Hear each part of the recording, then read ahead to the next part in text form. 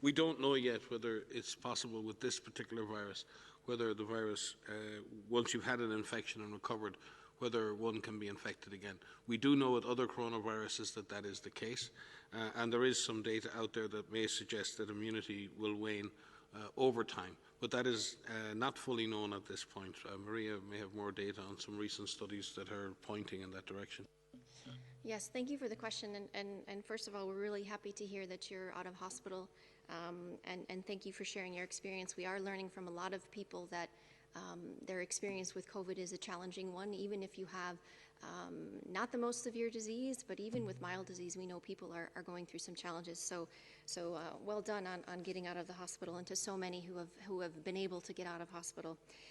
So as Mike has said, we don't have a complete answer yet. But we do expect that people who are infected with the SARS-CoV-2 virus, the virus that causes COVID-19, they do mount some level of an immune response. And this is measured through the antibody response, whether these are neutralizing antibodies, and we're learning quite a lot about a T-cell response, which are very difficult studies to carry out. What we don't know is how strong that protection is and for how long that protection will last. And so there are a number of studies that are underway that are trying to answer these questions. There are some initial studies out of 3 countries in Europe that are looking at antibody levels over time, suggesting that they may wane after a couple of months. But again, that's early data, and so we really need more studies to better understand this.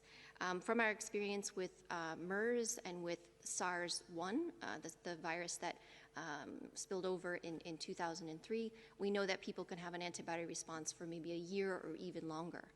But with the human coronaviruses, the ones that circulate regularly, it's much shorter than that. So it's an incomplete answer because we don't have that answer yet.